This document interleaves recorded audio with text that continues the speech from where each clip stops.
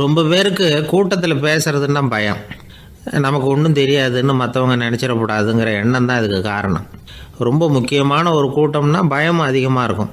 முக்கியமானவங்கள்லாம் வருவாங்களே, அவங்களாம் நம்மளை பற்றி மட்டமாக நினச்சிருவாங்களே அப்படிங்கிற பயம் வந்துடும். ஆனால் மேடை பேச்சுங்கிறது அவ்வளவு கடினமான ஒரு காரியம் இல்லைங்கிறாங்க அது சம்பந்தமான நிபுணர்கள். யாரும் பேச்சாளர் ஆகலாம், இது ஒன்றும் பெரிய கிஃப்ட்டு கிடையாது அப்படின்னு அவங்க சொல்கிறாங்க.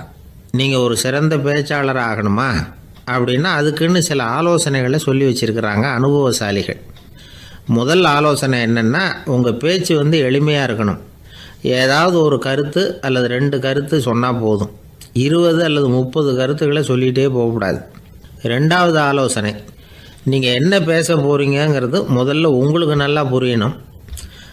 அதுக்கப்புறம் தான் அதை அடுத்தவங்களுக்கு புரிய வைக்க முடியும். எப்படி ஆரம்பிக்க போகிறோம், எந்த கருத்தை முக்கியமாக வலியுறுத்த போகிறோம், எப்படி முடிக்க போகிறோம் அப்படிங்கிறத முதல்ல நல்லா சிந்தித்து மனசில் வச்சுக்கணும். கடைசியாக என்ன சொல்கிறீங்களோ அதுதான் கேட்குறவங்க மனசில் நிற்கும். 3வது ஆலோசனை என்னென்னா, உங்கள் பேச்சு சுருக்கமாக இருக்கணும்.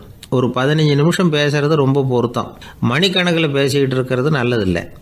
4வது ஆலோசனை, நீங்கள் பேசுகிறது உண்மையாக இருக்கணும். உங்களுக்கு உண்மையான அனுபவங்கள் இருக்கும், அதை சொல்லலாம். உங்களுடைய உண்மையான அனுபவங்களை மற்றவங்களோட பகிர்ந்துக்கணும், அதுதான் முக்கியம். 5வது ஆலோசனை, ஆரம்பத்தில் கொஞ்ச நேரம் உங்களை பற்றியும் எதிரில் உள்ளவங்களை பற்றியும் சம்மந்தப்படுத்தி ஏதாவது பேசி ஒரு நெருக்கத்தை ஏற்படுத்திக்கணும். ஒவ்வொருத்தரும் இப்போ இவர் பேச போகிறது நம்ம சம்மந்தப்பட்டது அப்படின்னு நினைக்க ஆரம்பிச்சிருவாங்கல்ல, அதுக்கப்புறம் அவங்க கேட்க தயாராகிட்டாங்கன்னு அர்த்தம். எதிரில் உட்காந்துருக்கிற கூட்டத்திலேருந்து 3 பேரை தேர்ந்தெடுங்க. அதாவது வலது பக்கம் ஒருத்தர், நடுவில் ஒருத்தர், இடது பக்கம் ஒருத்தர்.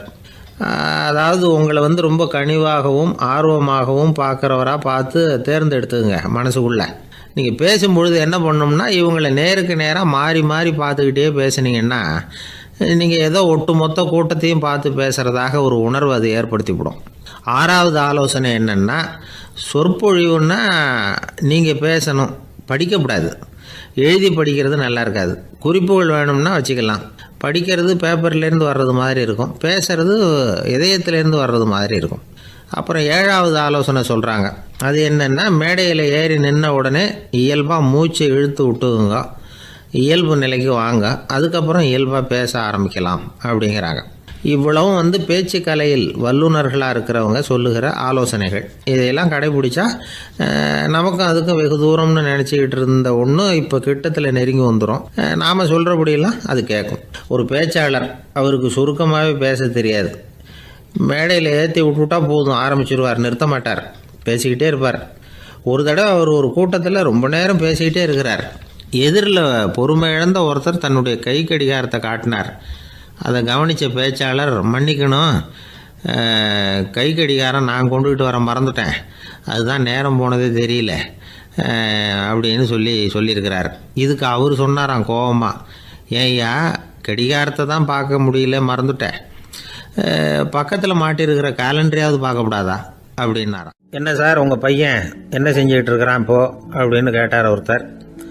அடிக்கடி கண்ணாடி முன்னாடி நின்று அழகு பார்த்துக்கிட்டு இருக்கிறான் சார் அப்படின்னாரு அப்பா. இளம் பருவம் இப்படி தான் இருக்கும், அதையெல்லாம் சாதாரணமாக நினச்சிடாதீங்க அப்படின்னாரு அவர். என்ன சார் சொல்கிறீங்க, கண்ணாடி முன்னாடி நின்றுக்கிட்டு நேரத்தை வீணாக்கிக்கிட்டு இருக்கான், அதை ஒரு பெரிய விஷயமா நான் நினைக்கணுமா அப்படின்னாரு இவர். இளம் பருவத்தில் இளைஞர்களுக்கும் சின்ன பொண்ணுங்களுக்கும் அடிக்கடி கண்ணாடியில் பார்க்கணும்னு தோணும். அது வெறுமனே அழகு பார்க்கறது மட்டும் இல்லை, அவங்க தங்களையே தேடி கண்டுபிடிக்கிற ஒரு முயற்சி அது. இது ஒரு மனோதத்துவ விளைவு. இது வரைக்கும் சின்ன பிள்ளையா இருந்துட்டோம், இனிமேல் நாமளும் மற்றவங்க மாதிரி மனிதர்கள் தான் அப்படிங்கிற உணர்வு அவங்களுக்கு வருது. தங்களோட முகம் எப்படி இருக்குது, அழகு எப்படி இருக்குது, உடம்பு நேரம் எப்படி இருக்குது, முடி எப்படி இருக்குது அப்படிங்கிறதையெல்லாம் கண்டுபிடிக்கிறாங்க. அதுக்கப்புறம் இன்னொரு ஆணோ பொண்ணோ தன்னை கவனிக்கணும் அப்படின்னு நினைக்கிறாங்க. இதெல்லாம் மனோதத்துவ உண்மைகள், இதெல்லாம் இயற்கை. இதை பார்த்துட்டு பெற்றவங்க பிள்ளைங்க கெட்டு போட்டாங்க அப்படின்னு நினைக்கக்கூடாது, அவங்கள திட்டிக்கிட்டே இருக்கக்கூடாது. இன்றைக்கி பல குடும்பங்களில் இதுதான் நடந்துக்கிட்டு இருக்குது. மனுஷ வாழ்க்கையிலேயே இப்படியும் இல்லாத அப்படியும் இல்லாத ஒரு பருவம் இளம் பருவம்.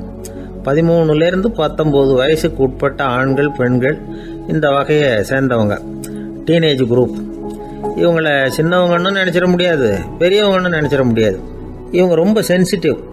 சமூகம் நினச்சா இவங்களை நல்லவங்களாகவும் ஆக்கலாம், கெட்டவங்களாகவும் ஆக்கலாம். கொஞ்சம் அக்கறை எடுத்துக்கிட்டால் பெரிய பெரிய மேதைகளையும் விஞ்ஞானிகளையும் உருவாக்கலாம். ஆனால் நடக்கிறது என்ன தெரியுமா, அநேகமாக இவங்களை யாருமே சரியாக புரிஞ்சுக்கிறது இல்லை, இவங்களை சரியாக நடத்துறதும் இல்லை. இது வரைக்கும் நாம் சொல்கிறத கேட்டுக்கிட்டு இருந்தான், இப்போல்லாம் அவன் இஷ்டத்துக்கு நடக்க ஆரம்பிச்சுட்டான் அப்படின்னு வருத்தப்படுற பெற்றோர்கள் அதிகம். இது வருத்தப்படுற விஷயம் இல்லை, சந்தோஷப்பட வேண்டிய விஷயம். உங்கள் புள்ள சொந்தமாக யோசிக்க ஆரம்பிக்கிறதும் நடந்துக்க ஆரம்பிக்கிறதும் ஒரு தப்பான விஷயமா? அவன் கடைசி வரைக்கும் உங்கள் பேச்சையே கேட்டுக்கிட்டு இருக்கணுங்கிறது என்ன நியாயம்? இன்றைக்கி இளைஞர்களை பெரியவங்க தப்பாக புரிஞ்சுக்கிட்டு தவறாக நடத்துறதுனால தான் அவங்களுக்கு வெறுப்பு, எரிச்சல், மனக்கசப்பு எல்லாம் உண்டாகுது. பெற்றவங்க சரியாக மதிக்கிறது இல்லை அப்படிங்கிற ஒரே காரணத்தினாலேயே வீணாக போகிற பிள்ளைங்க இன்றைக்கி அதிகம். சரி, பெற்றவங்களுக்கு இன்றைக்கி என்ன தான் புத்தி சொல்ல வர்றீங்க அப்படின்னு கேட்குறீங்களா? நாம் எதையும் சொல்ல வரல, ஆனால் அது சம்பந்தமான சில நிபுணர்கள் சொல்லியிருக்கிறத உங்கள் காதில் போட்டு வைக்கலாம். அது என்னென்னா, பிள்ளைங்க கிட்ட அன்பு செலுத்துங்க. குழந்தையா இருந்தப்போ எவ்வளவு பாசமாக இருந்தீங்க, வளர வளர அதை ஏன் குறைச்சிக்கிறீங்க? பெற்றவங்களின் அன்பான வார்த்தைகளுக்கு ஏங்குறவங்க தான் இன்றைய இளைஞர்கள். அவங்க எதை சொன்னாலும் அதை அக்கறையாக காது கொடுத்து கேளுங்க, அலட்சியப்படுத்தாதீங்க. அவங்க விரும்புறது உங்ககிட்ட இருந்து ஒரு மதிப்பு, மரியாதை, அங்கீகாரம், இவ்வளவுதான். அவங்க அவங்களாவே முடிவுகள் எடுக்கட்டும், அதுக்கு நீங்கள் உதவியாக இருங்க, அது போதும். மற்றவங்க முன்னாடி, முக்கியமாக அவங்க நண்பர்கள் முன்னாடி அவங்கள பற்றி மட்டமாக பேசாதீங்க. அவங்கக்கிட்ட பொய் சொல்லக்கூடாது. நீங்கள் சொன்னது பொய்ன்னு தெரிஞ்சு போச்சுன்னா உங்கள் பேரில் அவங்களுக்கு இருக்கிற மதிப்பு போயிடும், நம்பிக்கை போயிடும். அவங்களுக்கு முன்னாடி நீங்கள் சண்டை போடக்கூடாது. உங்கள் பிள்ளைய எப்பவும் இன்னொரு பிள்ளையோட ஒப்பிட்டு பேசுகிற வேலையே வேணாம். கூட பிறந்த மற்றவங்களோட கூட ஒப்பிடக்கூடாது. இப்படி செஞ்சால் அவன் உங்ககிட்டையும் பிரியமாக இருக்க மாட்டான், அவங்ககிட்டையும் பிரியமாக இருக்க மாட்டான். புள்ள எங்கே போகிறான், என்ன பண்ணுறான் அப்படின்னுலாம் துப்பறிஞ்சிக்கிட்டு இருக்கக்கூடாது. இளைஞர்கள் தனிமையை விரும்புகிறவங்க. அவங்கள பெட்டியில் வச்சு மூடி பாதுகாக்கணும்னு நினைக்கக்கூடாது. அவங்கள எப்படி பாதுகாக்கிறது அப்படிங்கிறது அவங்களுக்கே தெரியும். உங்கள் புள்ள எப்படி நடந்துக்கணும்னு நீங்கள் எதிர்பார்க்குறீங்களோ அது மாதிரி நீங்கள் நடந்து காட்டுங்க, அது போதும். ஒரு வீட்டில் அப்பாவும் அம்மாவும் பேசிக்கிட்டு இருக்கிறாங்க. என்னங்க, நம்ம பொண்ணு பெரியவளாயிட்டா, அடிக்கடி கண்ணாடி முன்னாடி போய் நின்றுக்கிட்டு இருக்கிறா, சீக்கிரமாக ஒரு பையனை பார்த்து கல்யாணத்தை முடிக்காமல் இப்படி மசன்னு கல் மாதிரி உட்காந்துருக்குறீங்களே அப்படின்னு சத்தம் போட்டாங்க அந்த அம்மா. அவசரப்படாத, பார்க்கறதுக்கு கண்ணுக்கு அழகா, லட்சணமா, புத்திசாலியாக ஒரு பையன் கிடைக்க வேணாமா, அதுதான் பார்த்துக்கிட்டு இருக்கிறேன் அப்படின்னார் அப்பா. இதுக்கு அந்த அம்மா சொல்கிறாங்க, எங்கள் அப்பா இப்படியெல்லாம் நினச்சிக்கிட்டு இருந்திருந்தா எனக்கு கல்யாணமே ஆயிருக்காது தெரியுமா அப்படின்னாங்களாம். எனக்கு ஒரு நண்பர், அவர் ஒரு வழக்கறிஞர். ஒரு நாள் அவர்கிட்ட பேசிக்கிட்டு இருந்தேன். அப்போ கேட்டேன், ஏன் சார் நீங்கள்லாம் கோர்ட்டில் வாதாடுறப்போ கருப்பு நிற அங்கி அணியிறீங்களே, அதுக்கு என்ன காரணம்? சட்டத்துக்கும் கருப்பு கலருக்கும் என்ன சம்பந்தம் அப்படின்னு கேட்டேன். அது ஒரு சுவாரஸ்யமான கதைன்னார் அவர். சொல்லுங்களேன் அப்படின்னு அவர் சொன்னார். கிபி 1694 வருஷத்தில் இங்கிலாந்து அரசி 2வது மேரிங்கிறவர் இறந்து போனார். அந்த ராணியோட கணவர் 3ஆம் வில்லியம், அவரு ஒரு உத்தரவு போட்டாராம், அரசியோட மறைவுக்கு அனுதாபம் தெரிவிக்கிற வகையில் வழக்குரைஞர்கள் எல்லாரும் கருப்பு நிற அங்கி அணியணும் அப்படின்னு. அன்னைக்கு ஆரம்பித்த அந்த பழக்கம் அதுக்கப்புறம் மாறவே இல்லையாம், இன்னைக்கும் தொடருது. வழக்குரைஞர்கள்லாம் முதல்ல கருப்பு அங்கி மட்டும்தான் அணிஞ்சாங்களாம். அதில் ஒரு சின்ன சங்கடம், ஏற்கனவே உடம்பு கருப்பாக இருக்கிறவங்க அதுக்கு மேலே கருப்பு ட்ரெஸ் வேற போட்டுக்கிட்டா முகம் பளிச்சுன்னு தெரியாது இல்லையா? அதனால் முகம் பளிச்சுன்னு தெரியறதுக்காக அவங்கெல்லாம் வெள்ளை நிற பட்டியை அணிய ஆரம்பித்தாங்களாம். இப்படி தான் இங்கிலாந்தில் அந்த பழக்கம் ஆரம்பமாயிருக்குது. அந்த சமயத்தில் இந்தியாவை ஆண்டது பிரிட்டிஷ்காரங்க தானே, அதனால் இங்கேயும் அந்த பழக்கம் அப்படி நடைமுறைக்கு வந்துட்டுது. அதே மாதிரி சர்ச்சிலின் மூதாதையரான மார்ல்பரோ பிரபுவின் ஞாபகார்த்தமாக நீதிபதிகள் இந்த வெள்ளை குள்ளாய் அணிகிற முறை பழக்கத்துக்கு வந்துதான். இதுதான் என்னுடைய நண்பர் சொன்ன தகவல். இங்கிலாந்தில் நீதிமன்றம்ங்கிறது ரொம்ப மதிப்புள்ளது. அந்த அளவுக்கு சட்டத்துக்கு அங்கே மரியாதை. அங்கே நடந்த ஒரு சுவாரஸ்யமான நிகழ்ச்சியை ஒரு சகோதரி எழுதி அனுப்பியிருந்தாங்க. அவங்க அப்பா நீதித்துறையை சேர்ந்தவரா, அவர் சொன்னதான் இது. அவங்க எழுதி அனுப்பியிருந்த விஷயம் என்னென்னா, அங்கே ஒரு கேஸில் ஒரு முக்கியமான தீர்ப்பு வழங்க வேண்டியிருக்குது. ஜட்ஜு, பாரட்லா படித்த பெரிய பெரிய வக்கீல்கள், ஜூரி எல்லாருமா கூடி அந்த கேஸை பற்றி விவாதிக்கணும். சுமாராக 40 பேர். இதுக்காக கோர்ட்டு ஹாலில் விசேஷ சேம்பரில் நுழையிறதுக்கு முன்னாடி அவங்கெல்லாம் தங்களுடைய கோட்டு, தொப்பி எல்லாத்தையும் கழட்டி அங்கே நின்றுக்கிட்டு இருந்த ஒரு அட்டெண்டர்கிட்ட கொடுத்துட்டு உள்ளே போனாங்க. அந்த ஆள் படிக்காதவர். அவர் ஒவ்வொருத்தர் கொடுக்குறதையும் வாங்கி அங்கே அப்படியே ஒரு இடத்துல அடுக்கி வைக்கிறார். அப்படியே வாங்கி உள்ளே வச்சுக்கிட்டு இருக்கிறார் ஒவ்வொரு இடத்துல. அது அவரோட வேலை. உள்ளே போன ஜட்ஜி, வக்கீல், ஜூரி எல்லாரும் ரொம்ப நேரமாக அந்த கேஸை பற்றி விவாதிக்கிறாங்க. ஒரு நாள் பூரா ஆயிட்டுது. அவ்வளவு தீவிரமாக அக்கு வேறு ஆணி வேறையா பிச்சு உதறி இருக்கிறாங்க. ஒரு வழியாக 13 மணி நேரம் கழித்து வெளியில் வந்திருக்கிறாங்க. ஒவ்வொருத்தராக வர வர அந்த அட்டெண்டரும் அவங்கவுங்க கோட்டு தொப்பியை அவங்கக்கிட்ட எடுத்து ரொம்ப மரியாதையாக திருப்பி கொடுத்துக்கிட்டு இருக்கிறார். கடைசியாக ஜட்ஜ்மெண்ட்லாம் எழுதி முடிச்சுட்டு ரொம்ப திருப்தியோடவும் களைப்போடவும் வெளியில் வந்துகிட்டு இருக்கிறாராம். இந்த ஆள் அவருடைய மேல் கோட்டையும் தொப்பியையும் எடுத்து அவர்கிட்ட ரொம்ப மரியாதையோடு நீட்டினாராம். ஜட்ஜுக்கு ரொம்ப ஆச்சரியம். இந்த ஆள் எப்படி இவ்வளவு பேரோட கோட்டு தொப்பி எல்லாத்தையும் ஞாபகம் பேசாமல் திருப்பி கொடுக்குறார் அப்படிங்கிறது அவருக்கு ஆச்சரியம்.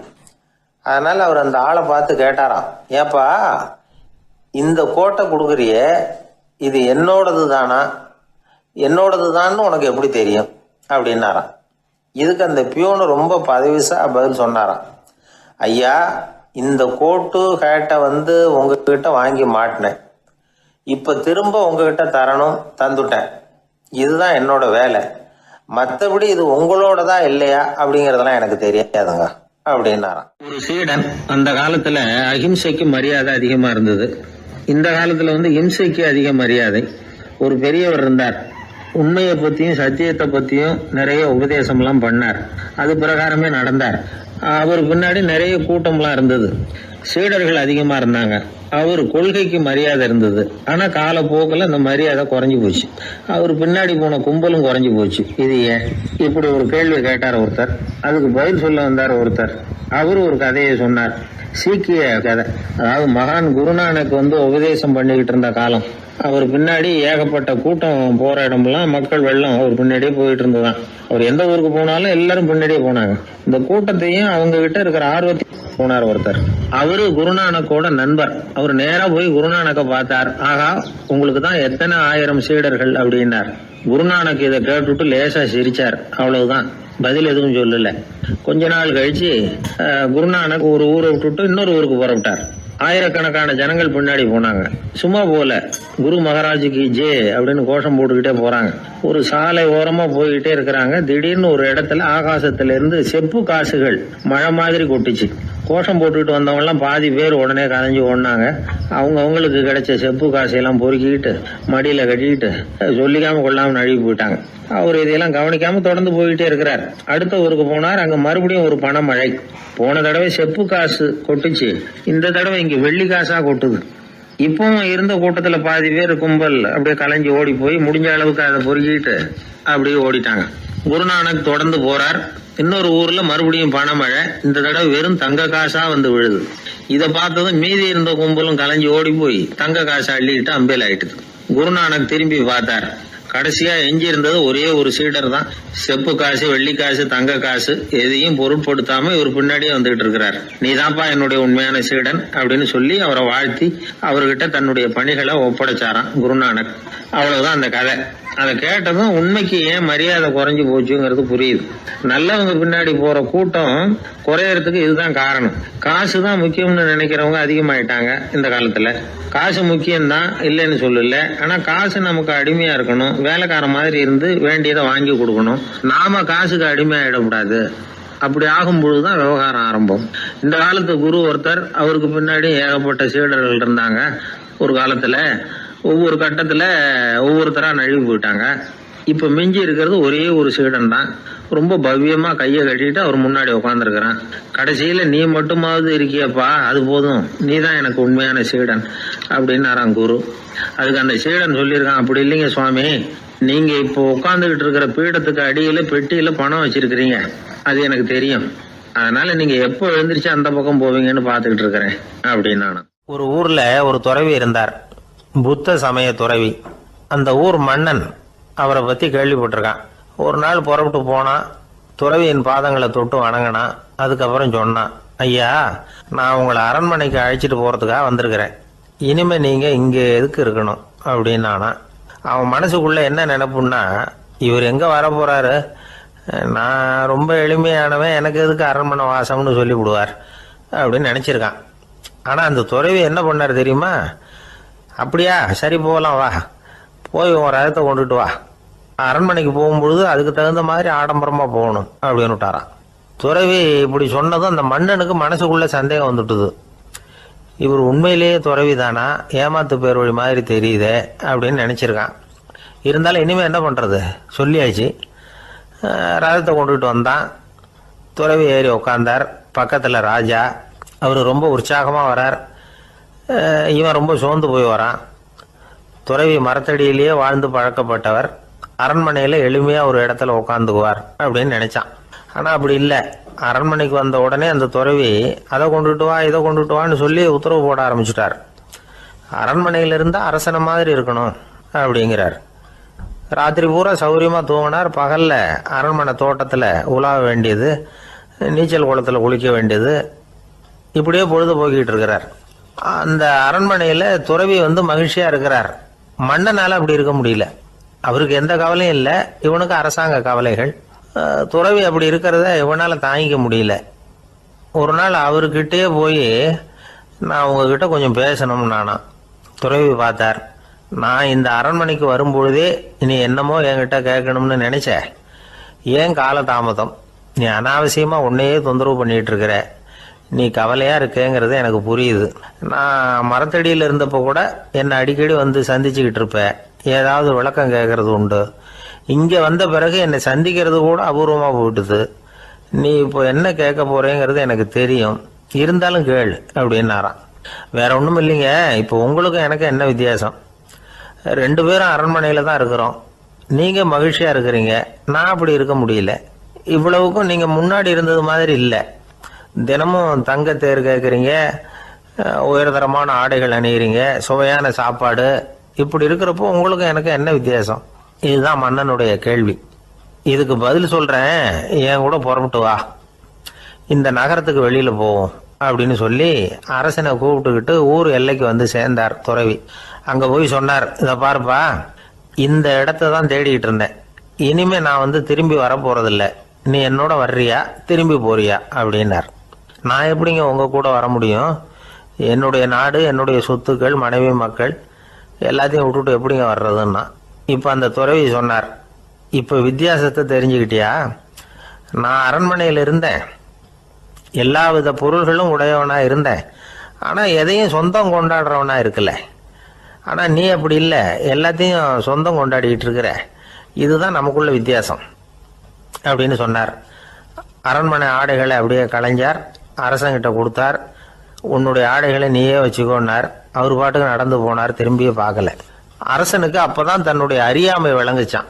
இதிலிருந்து நாம புரிஞ்சுக்க வேண்டியது என்னன்னா, இந்த உலகத்துல எத்தனையோ பொருள்கள், அதையெல்லாம் முறையா பயன்படுத்தினா மகிழ்ச்சி.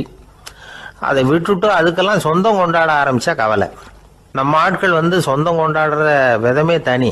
ஒரு ஆளு இன்னொருத்தங்கிட்ட ஒரு கொடை கடன் வாங்கியிருந்தான், திருப்பி கொடுக்கல. கொடையை கொடுத்தவன் கேட்டான், என்கிட்ட கடன் வாங்கினிய கொடை, அதை கொஞ்சம் திருப்பி தர்றியான்னா. அது உனக்கு இப்போ அவசரமா தேவைப்படுதா அப்படின்னு கேட்டான் இவன். எனக்கு தேவைப்படல, அந்த கொடையை நான் யாருக்கிட்ட வாங்கியிருந்தேனோ அவனுக்கு இப்போ அது அவசரமா தேவைப்படுது அப்படின்னானா அந்த ஆள். ஒரு அப்பாவுக்கு 2 பிள்ளைங்க. மூத்தவன் ரொம்ப அடக்கம், அப்பா எது சொன்னாலும் கேட்பான், பெரியவங்களுக்கு கீழ்ப்படிஞ்சு நடப்பான். இளையவன் அப்படி இல்லை, தான் நினைச்சதை தான் சொல்லுவான், செய்வான். அடுத்தவங்க சொல்றதை கேட்க மாட்டான், அடங்கி நடக்க மாட்டான். இந்த 2 பேரில் யாரை உங்களுக்கு பிடிக்கும்? பெரியவனை தான் பிடிக்கும். ஏன்னா அவன் தான் சொல்கிற பேச்சை கேட்குறவன் அப்படின்னு சொல்லுவீங்க. ஆனால் ஒரு ஞானி என்ன சொல்கிறார் தெரியுமா? ஒரு குழந்தை அதன் அறிவுக்காக மதிக்கப்பட வேண்டுமே தவிர அதனுடைய கீழ்ப்படியும் தன்மைக்காக அல்ல அப்படிங்கிறார். நம்ம குழந்தைகளை சுயமாக சிந்திக்கிறதுக்கு நாம் விடுறதில்லை, மற்றவங்களை பார்த்து காப்பி அடிக்கிறதுக்கு தான் நாம் அவங்களுக்கு கற்றுக் கொடுக்குறோம். புகழ்பெற்ற மனிதர்கள் சிலருடைய பேரை சொல்லி நீயும் அவர் மாதிரி ஆகணும், இவர் மாதிரி ஆகணும் அப்படின்னு சொல்லிகிட்டே இருக்கிறோம். குழந்தைகள் தங்களுடைய தனித்தன்மையை வளர்த்துக்கிறதுக்கு நாம் தடையாக இருக்கிறோம். ஒரு குழந்தைகிட்ட அனாவசியமாக நம்பிக்கையை வளர்த்துடக்கூடாது, எந்த கோட்பாட்டையும் திணிக்கக்கூடாது. நாம் ஏற்கனவே அர்த்தமில்லாத கருத்துக்களையும் கொள்கைகளையும் மனசில் போட்டு நிரப்பி வச்சிருக்கிறோம். இந்த உலகத்துக்கு புதுசாக சேர்ந்திருக்கிற ஒரு குழந்தையின் தூய்மையான மனசில் நம்ம கருத்துக்களை அறிமுகம் செய்ய அல்லது திணிக்கிறதுக்கு நமக்கு எந்த அதிகாரமும் கிடையாது. ஒரு குழந்தைய நீ இந்த மதத்தை சேர்ந்தவன் அப்படின்னு பிறந்ததுமே ஒரு முத்திரை குத்தி விடுறோம். இது அதோட சுதந்திரத்தை ஆரம்பத்திலேயே கிள்ளி எறிகிறது மாதிரி தான். நீங்கள் ஒரு மதத்தின் வழிமுறைகளை கடைப்பிடிச்சிக்கிட்டு வர்றீங்க, அந்த வழியில் போய்கிட்டு இருக்கிறீங்க, சரி, அதனால் போகிறீங்க. அதுக்காக உங்கள் குழந்தையையும் அதே வழியில் தான் வரணும் அப்படின்னு கட்டாயப்படுத்துறதுக்கு உங்களுக்கு என்ன உரிமை இருக்குது?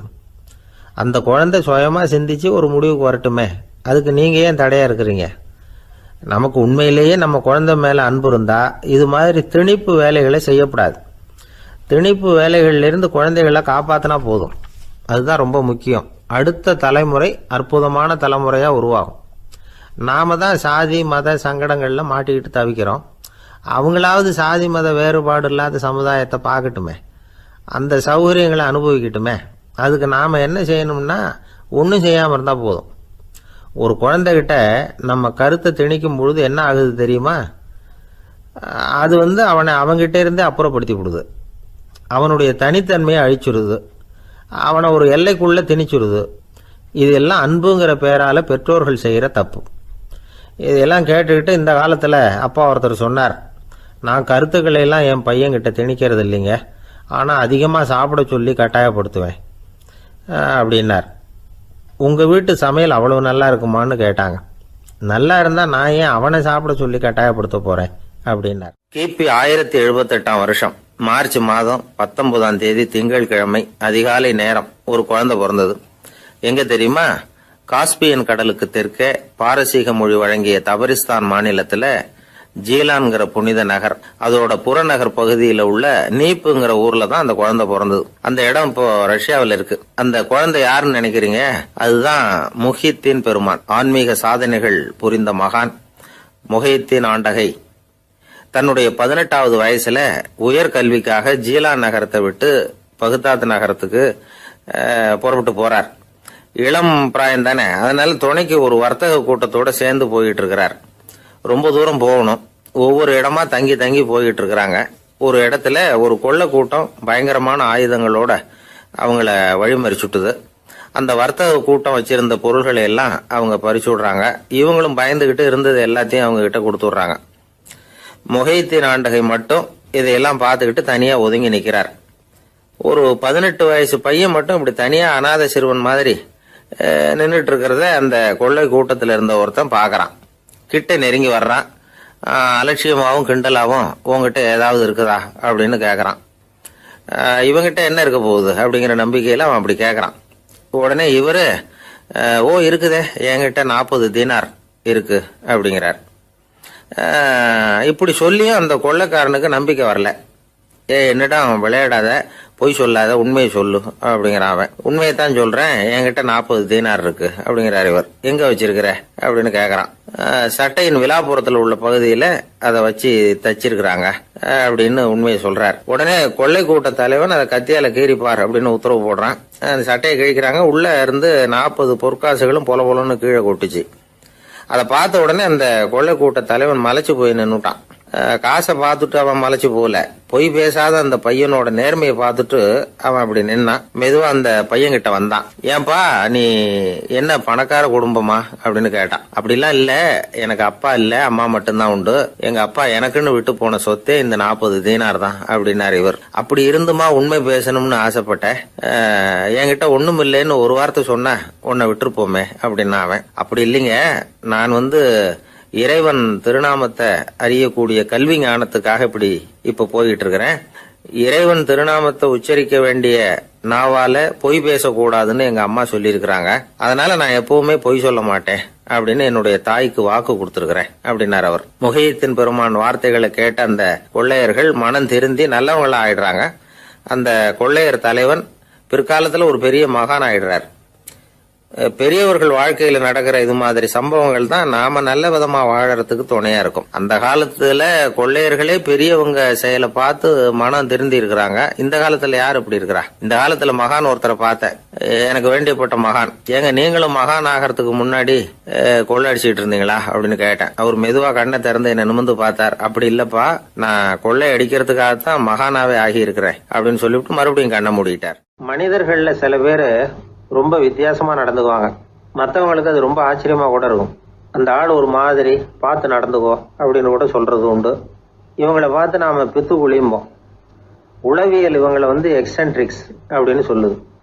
இவங்களை மனநோயாளிகள்னு தவறா புரிஞ்சுக்க கூடாது. அவங்க வேற இவங்க வேற.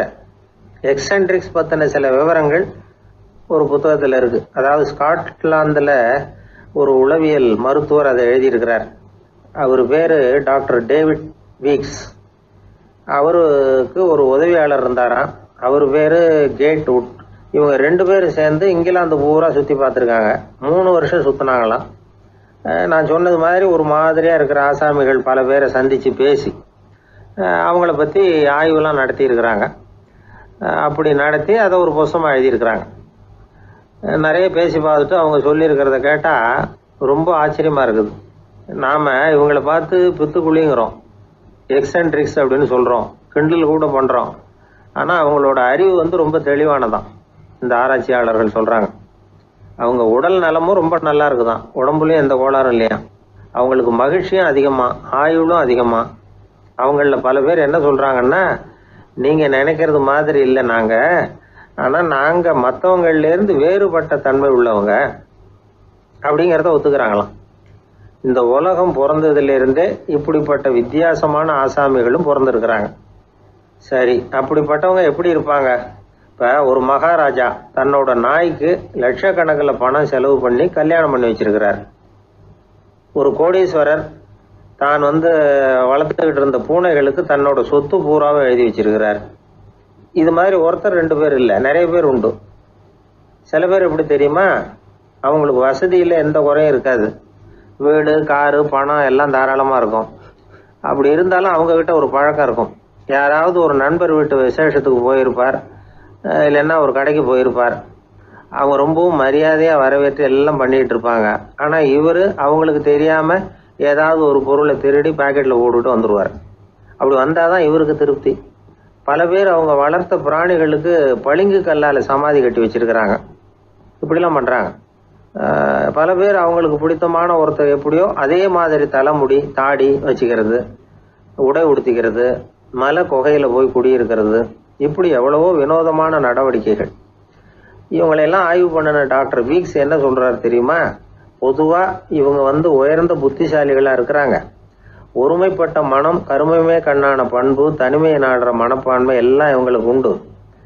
அவங்கள பல பேர் அவங்க பெற்றோருக்கு முதல் குழந்தை அல்லது ஒரே குழந்தை இப்படி தான் இருக்கிறாங்க.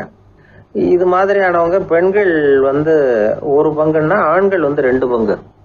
இவங்கெல்லாம் ஆக்கப்பூர்வமான செயல் செய்கிறாங்க. அப்படிப்பட்டவங்களா தான் இருக்கிறாங்க. அடுத்தவங்க கிட்ட அன்பு காட்டுறவங்களா இருக்கிறாங்க, உற்சாகம் ஊட்டுறவங்களா இருக்கிறாங்க. அவங்களுடைய ஆக்கப்பூர்வமான பணிகளுக்கு ஊக்கம் கொடுத்தா அவங்க மன சந்தோஷமும் உடல் நலமும் பெருகும், ஆயுளும் கூடும். இதெல்லாம் அந்த டாக்டருடைய கண்டுபிடிப்பு. பித்துக்குழித்தனத்துக்கும் மனநோய்க்கும் வித்தியாசம் உண்டுங்கிறத சொல்றது தான் இந்த தகவல். அதனால 2ம் ஒன்றுன்னு நினைச்சிடக்கூடாது. ஒரு நண்பன் ஒருத்தனை பற்றி சொல்கிறோம். அவன் எந்த வகைன்னு நீங்களே முடிவு பண்ணுங்களேன். அவன் ஒரு கல்யாண வீட்டுக்கு போய் சாப்பிட்டுட்டு வெளியில் வந்தோம். அவன் கூட வெளியில் வந்த உடனே ரொம்ப நேரமாக தன்னோட செருப்பை தேடிக்கிட்டு இருந்தான். என்னப்பா இன்னுமா உன் செருப்பு கிடைக்கல அப்படின்னு கேட்டோம். இல்லை என்னது முன்னாடியே கிடைச்சுட்டுது, அதை விட நல்லதா ஏதாவது கிடைக்குமான்னு பார்க்குறேன் அப்படின்னா. அவன் பத்திரிகையில் வர்ற செய்திகளை கூட நகைச்சுவையாக சொல்றது உண்டு. அதாவது அதை நேரடியாக சொன்னால் வானொலியில் அனுமதிக்க மாட்டாங்க சில விஷயங்களை. அது சின்னாருக்கு கௌரவ குறைச்சல், அதை வேடிக்கை கலந்து நகைச்சுவோடு சொல்லும்பொழுது அதை அனுமதிச்சிருவாங்க. அப்போ அந்த விசாரணை கமிஷன் அது இது நிறைய நடந்துகிட்டு இருந்தது. டெல்லியில இருந்து அமலாக்க பிரிவு அதிகாரிகள்லாம் வராங்க போறாங்கன்னு பத்திரிகையில் அமர்க்கலப்பட்ட இடம். அந்த நேரம் நான் ஒரு ரேடியோவில் ஒரு செய்தியை தயார் பண்றோம். அப்போ என்ன பண்ணேன்னா, இது மாதிரி அந்த பத்திரிகை செய்தியை வச்சுக்கிட்டே ஒரு செய்தி சொன்னோம், இன்னொரு தகவல் சொல்லி. அதனால ஒருத்தன் தமிழ்நாட்டில் ஒரு ஆள், அவன் திடீர்னு கோடீஸ்வரன் ஆயிட்டான். நேற்று வரைக்கும் சாதாரணமா இருந்தாள், இன்னைக்கு கோடீஸ்வரன் ஆயிட்டான். டெல்லியில இருந்து 2 அதிகாரிகள் வராங்க. எப்படி அவன் பணம் சேர்த்தான்னு கண்டுபிடிக்கிறதுக்கு அவனை கூப்பிட்டு 2 அதிகாரிகளும் எப்படிடா பணம் சேர்த்த? நான் ஒன்றும் தப்பான வழியில பணம் சேர்க்கல சார், நான் பந்தயம் கட்டியே பணக்காரன் ஆயிட்டேன். பந்தயம் கட்டி எப்படிடா பணக்காரன் ஆக முடியும் அப்படின்னா, நீங்க நம்புங்க சார், நான் பந்தயம் கட்டி தான் பணக்காரன், தப்பான வழியில சேரல சார். பந்தயம் கட்டி எப்படா கோடீஸ்வரன் நானு அப்படின்னா, நாங்க நம்ப முடியாதுன்னு இருக்கான் விசாரிக்க வந்தவன். அப்படின்னா உங்ககிட்ட ஒரு பந்தயம் கட்டட்டுமான் இருக்கான் விசாரிக்க வந்த வண்டிய. என்னடா பந்தயம் அப்படின்னா, ஒண்ணுமில்ல சார், இது என் கண்ணு, இது என் பல்லு, என் கண்ணை என் பல்லாலேயே கடிக்கிறேன், எவ்வளவு பந்தயம் விசாரிக்க வந்தா 100 ரூபாய் எடுத்து வச்சான், இதை ப்ரூவ் பண்றான்னு. அப்படியே கண்ணை எடுத்துட்டான். அது பளிங்கு கண்ணு, ஏற்கனவே ஒரு கண்ணு பளிங்கு கண்ணு வச்சுனா எடுத்து கடிச்சு விட்டான். இது விசாரிக்க வந்தாலும் 100 ரூபாய் விட்டுட்டு நிக்கிறான். எப்படி பணம் சேர்த்தான்னு வந்தவன் உடனே இன்னொருத்தன், இவன்ட்ட என்னடா பேச்சு கொடுக்காரா, நம்ம பணம் தான் அங்க போயிட்டு இருக்கு, உனக்கு விசாரிக்க தெரியல, போடா நான் விசாரிக்கிறேன்னு அடுத்தவன் வந்தான். அது நீ ஒழுங்கா சொல்றேன், எப்படிடா பணம் சேர்த்தேன் சார், நீங்க கொஞ்சம் புத்திசாலியா தெரியுது அவரை விட, நீங்களாவது நம்புங்க சார், பந்தயம் கட்டி தான் பணம் சேர்த்தேன், நான் நம்ப முடியாது. அப்படின்னா உங்ககிட்ட இன்னொரு பந்தயம் கட்டட்டுமா அப்படின்றான். வேண்டாம், அவனை ஏமாத்தி விட்டேன் என்னால வேண்டான்றான். இல்ல சார், அவரு ஏமாந்தது பொய் கண்ணு, பளிங்கு கண்ணுன்னு தெரியாது, ஏமாந்துட்டார். இப்போ உங்ககிட்ட பந்தயம் கட்டது நெஜம் கண்ணு, இந்த பக்கம் பளிங்கு கண்ணு கிடையாது, நெஜம் கண்ணு, இதை பல்லால கடிக்கிறேன் அப்படின்னு அவன் ஒரு 100 ரூபாய் எடுத்து வச்சான். இவன் அப்படியே பல்செட்டை கேட்டினான் தனியா, அப்படியே கேட்டு கடிச்சு விட்டான். அதையும் விட்டுட்டான். இவன் உடனே 2 பேரும் இவன்கிட்ட பேச பேச நம்ம பணம் தான் அவன்கிட்ட போயிட்டு இருக்கு, இவன் எப்படி பணம் சேர்த்தான்னு கண்டுபிடிக்கிறதுக்கு டெல்லியில இருந்து வந்திருக்கோம், மேற்கொண்டு பேசாத, பேச பேச பந்தயம் கட்டுவான். திரும்பி போறதுக்கு ரயிலுக்கு டிக்கெட்டு சரியா இருக்கா பாடுறான்றான். அவன் கரெக்டா எண்ணி பார்த்து கரெக்டா இருக்குப்பா, மேற்கொண்டு பேசாத, அவன்கிட்ட நம்ம போயிடுவோம், போய் நம்ம அதிகாரிகிட்ட சொல்லிடுவோம்னு சொல்லி போயிட்டு வரேன் சார் அப்படின்னு சொல்லிட்டு மரியாதை போயிட்டாங்க. போய் டெல்லியில பெரிய அதிகாரிகிட்ட போய், சார் அவன்கிட்ட வந்து விசாரிச்சு பார்த்தோம் சார், தமிழ்நாட்டுல பந்தயம் கட்டி தான் பணம் சேர்த்தேன்னு சாதிக்கிறான், எங்ககிட்ட ஒரு 200 ரூபாய் வாங்கிட்டான் சார் அப்படின்னு. அவருக்கு கோவம் வந்துட்டுது. இந்தியாவுக்கே தலைமை அதிகாரி, இதுக்காகவாடா நீங்க இருக்கீங்க, எத்தனை பேர் இருக்கீங்க உங்களை மாதிரி ஜூனியர் ஆபீசர்ஸ் நம்ம ஆபீஸ்ல இந்தியா பூரா விசாரிக்கிறதுக்கு அப்படின்னா 30 பேர் இருக்கோம் சார். 30 பேருக்கு அனுபவம் பத்தாது, நான் இந்தியாவுக்கே தலைமை அதிகாரி, அனுபவம் ஜாஸ்தி, உங்களுக்கு ட்ரைனிங் கொடுக்கணும் எப்படி ஒருத்தரை விசாரிக்கிறதுன்னு. 30 பேரும் ஒரு ரூம்ல வந்து உட்காருங்க, ஒரு ஆள் போய் அந்த ஆள் தமிழ்நாட்டுல இருந்து நீங்க கூப்பிட்டுட்டு வா, வர்ற வரைக்கும் அவன்கிட்ட பேசாதீங்க, பந்தயம் கட்டுவான், மெதுவா கொண்டு வந்து நிறுத்து அப்படின்னா ஒரு ஆள் வந்து ஸ்பெஷலா கூப்பிட்டு போட்டான். இது மாதிரி மேடையில நிறுத்திவிட்டு ஒரு தலைமை அதிகாரி 30 ஜூனியர் அதிகாரிகள் அவங்களுக்கு பயிற்சி கொடுக்குறார். இவனை பார்த்து, ஒழுங்கா சொல்லு, எப்படி பணம் சேர்த்த, நான் இந்தியாவுக்கே தலைமை அதிகாரி, என்கிட்ட உண்மையை ஒத்துக்கிட்டீங்கன்னா உன்னை அப்ரூவர் ஆக்கிடுவேன் அல்லது தண்டனையை குறைப்பேன், அந்த அதிகாரம்லாம் என்கிட்ட உண்டு, ஒழுங்கா சொல்லு அப்படிங்கிறார். அவர், சார் நீங்க இந்தியாவுக்கே தலைமை அதிகாரி, அனுபவம் ஜாஸ்தி, நீங்களாவது நம்புங்க சார், நான் பந்தயம் கட்டி தான் பணம் சேர்த்தேங்கிறான். இங்கேயே வந்து இப்படி சாதிக்கிறேன், உன்னை நம்ப முடியாதரா அப்படின்னா உங்ககிட்ட ஒரு பந்தயம் கட்டட்டுமா நான் அவர்கிட்ட போய், வேணாண்டா என் ஆளை ஏமாத்தி விட்டேன் அப்படின்னா, இல்ல சார் அவங்க ஏமாந்தது என் உடம்ப பத்தின ரகசியம், என் கண்ணு பளிங்கு கண்ணுன்னு தெரியாது, நான் பல்செட்டு கட்டியிருந்தது தெரியாது, ஏமாந்துட்டாங்க, இப்ப நான் உங்ககிட்ட கட்டுற பந்தயம் உங்க உடம்ப பத்தின ரகசியம். என் உடம்புல என்னடா ரகசியம், முதுகுல, உங்க முதுகுல 1 ரூபா அகலத்துக்கு கருப்பா ஒரு மச்சம் இருக்கு, உண்டா இல்லையானா, இல்லைன்னு தெரியும் அவருக்கு. இல்லடா நேத்து வரைக்கும் இல்ல சார், இப்ப இருக்குது மச்சம் அப்படின்னு உடனே 100 ரூபாய் எடுத்து வச்சார் அவர் தலைமை அதிகாரி. ஒரு 100 ரூபாய் வச்சு சட்டையை கட்டி காட்டுறாரு, மச்சம் இல்ல, இவன் தோத்துட்டான் இங்கிருந்து போனவன். உடனே 200 ரூபாய் எடுத்து வச்சுக்கிட்டு, தோழர்களே இப்படிதான் ஒருத்தரை விசாரிக்கணும், என்கிட்ட இவன் ஏமாந்துட்டான் பாருங்க, துருவி துருவி விசாரிக்கிறதுன்னு சொல்றாங்களே இதுதான் அப்படின்னு விளக்கம் கொடுத்தாரு. அப்போ இவன் மெதுவா ஆரம்பிச்சானா, சார் இந்த பந்தயத்துல உங்களுக்கு 200 ரூபாய் லாபம், ஆனா இதே பந்தயத்துல எனக்கு 2900 ரூபாய் லாபம் சார் அப்படின்றான். என்னடா பண்ண அப்படின்னு கேட்டிருக்காரு. உங்களுக்கு தெரியாம இந்த 30 பேர்கிட்டையும் தனித்தனியா ஒரு பந்தயம் கட்டியிருக்கேன். 30 பேர்கிட்ட என்னடா பந்தயம் கட்டினேன், ஒண்ணும் இல்ல சார், உங்க எல்லாரும் முன்னாடியும் உங்க மேல் அதிகாரியை சட்டையை கேட்ட வைக்கிறேன், பந்தயம் கட்டினேன், போயிட்டு பூரா எனக்கு 2900 ரூபாய் லாபம். அவரு பார்த்தா அதிர்ச்சி ஆயிட்டாரு. தலைமை, சார் நீங்க போங்க சார் அப்படின்னு சொல்லி ஒரு ஆளை கொண்டு போய், சாரை கொண்டு போய் மரியாதையா பக்கத்து ரூம்ல விட்டுவாங்க, இனிமே அவர்கிட்ட யாரும் பேசாதீங்க வாங்கன்னு சொல்லிவிட்டு, அதுக்கப்புறம் தோழர்களே, இவர் பேச ஆரம்பிச்சார், தோழர்களே இனிமே யாரும் தமிழ்நாட்டு பக்கம் விசாரிக்க போகாதீங்க, நீங்க யாராவது போறதுன்னா மத்திய பிரதேசம், உத்தரப்பிரதேசம், இப்படி எத்தனையோ பிரதேசம் இருக்கு, போயிட்டு வாங்க, தமிழ்நாட்டுக்கு மட்டும் போகாதீங்க, ஏன்னா அங்க போனா நம்ம பணத்துக்கு ஆபத்து வந்துருது அப்படின்னு சொன்னாருன்னு. இந்த கதையை ரேடியோல சொன்னேன். இந்த கதையை உண்மை சம்பவமா சொன்னா அனுமதிச்சிருக்க மாட்டாங்க.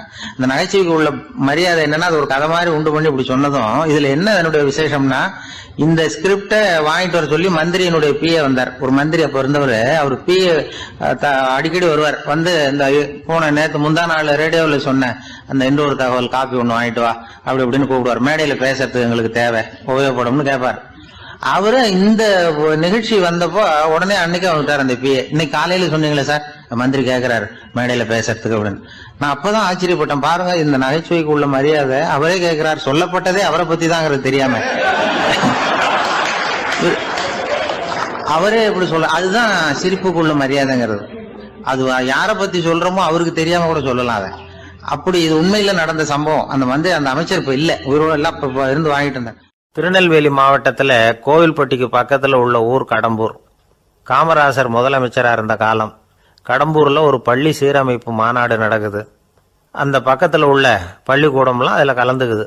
கண்காட்சி வேற. ஊர் பூரா விழா கோலம். மறுநாள் மாநாடு நடக்க போகுது. ஆனால் முதல் நாளே மழை பிடிச்சிக்கிட்டுது. மறுநாளும் அது விடாமல் பேஞ்சிக்கிட்டு இருக்குது.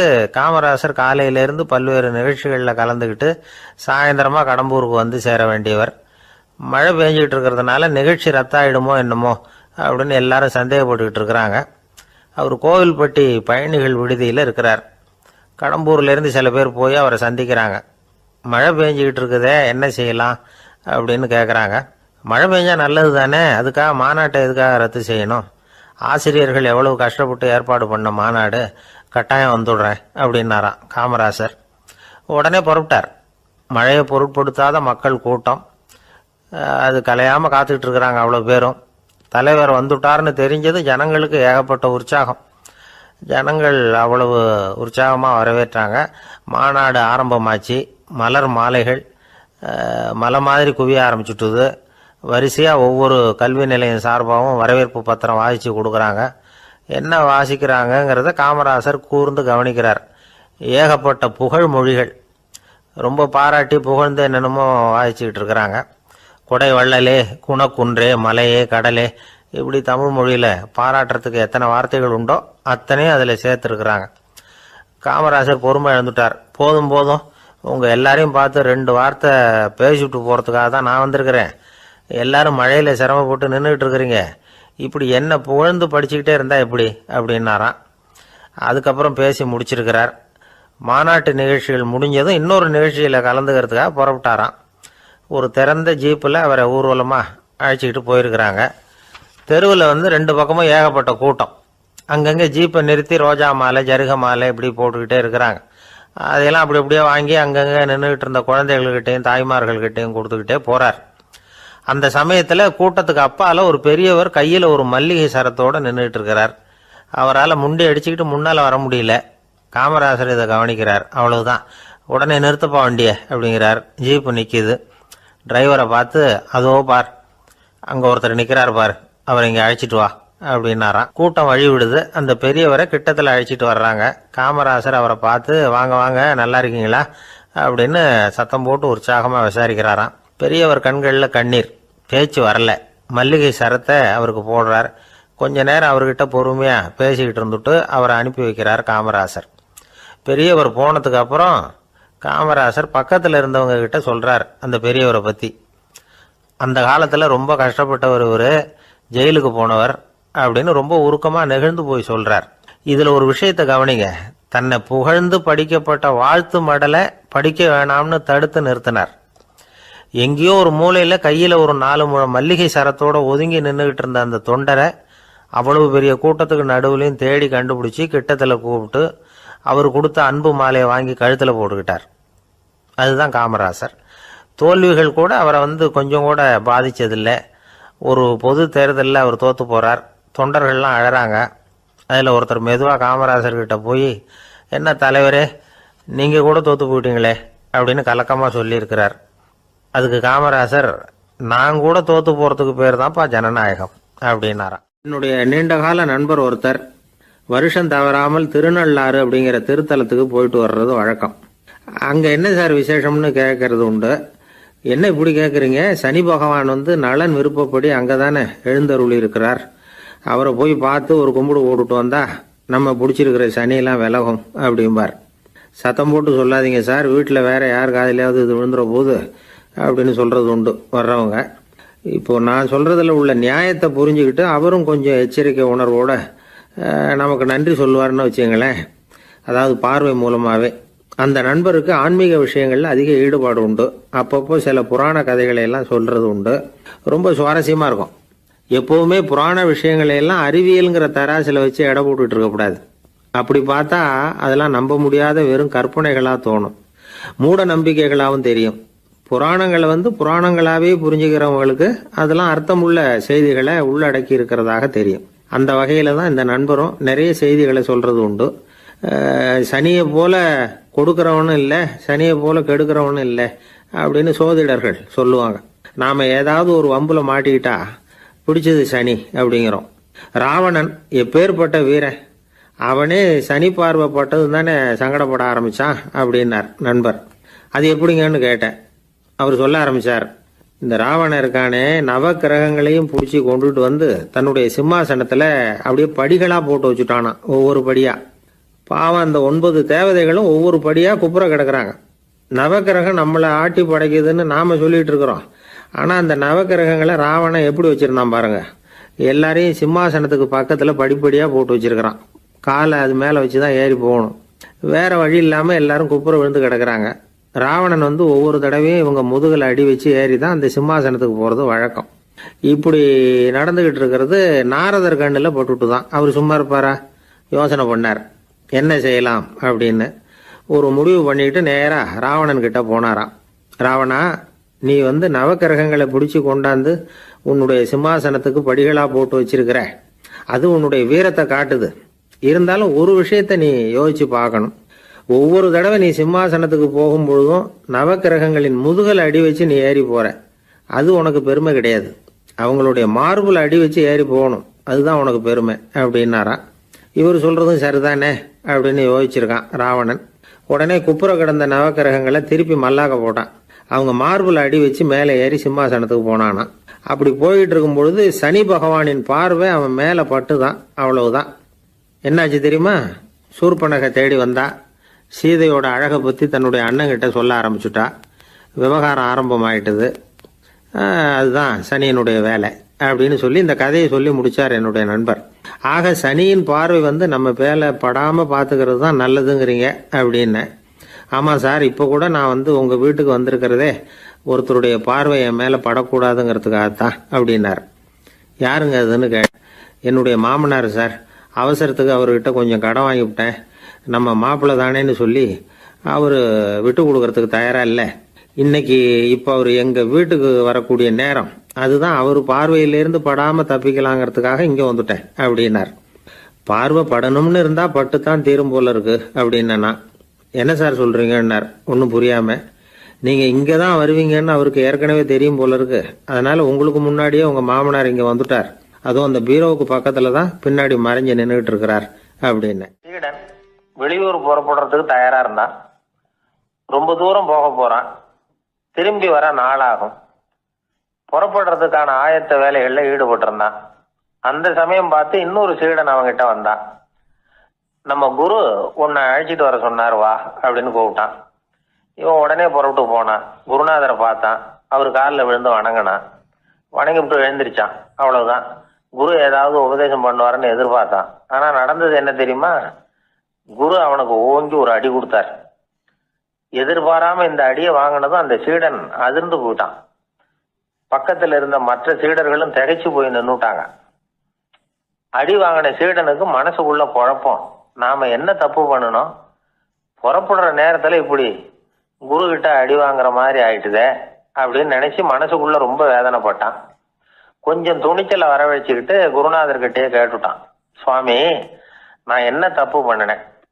என்னை இப்படி அடிச்சுட்டீங்களே. ஒரு வார்த்தை கூட உங்களை எதிர்த்து நான் பேசினது இல்லையே. இவ்வளவு காலமா உங்க விருப்பத்துக்கு விரோதமா ஒரு காரியம் கூட நான் செஞ்சது இல்லையே.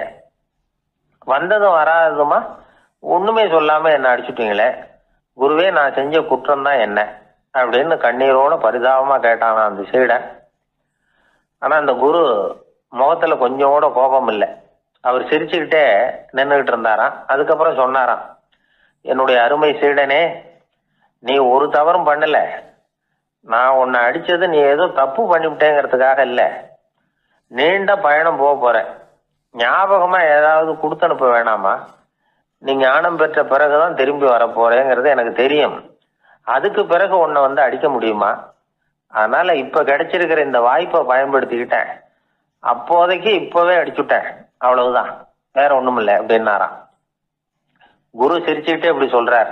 இருந்தாலும் இதுவும் ஒரு உபதேசம் தான். அதிர்ச்சிகளால வந்து விழிப்படைய வைக்கிறதும் ஒரு வழிதான். இது வந்து ஜென் வழி. பெரும்பாலும் அதிர்ச்சியின் மூலமாகவே ஞான தரிசனத்தை அருள்கிறவர்கள் தான் ஜென் குருமார்கள். நம்ம தியானம் தான் ஜென். இந்தியாவிலிருந்து இது சீனாவுக்கு போய் கொஞ்சம் பேர் மாறி வளம் பெற்று ஜப்பான்ல ஜென் ஆகி வளர்ந்துருக்குது, அவ்வளவுதான். ஜென்கிறது தியானம். எதை நினைச்சும் தியானிக்கிறது இல்லை, எல்லாத்துலயும் தியானம் இருக்கிறதா சொல்லுது ஜென்.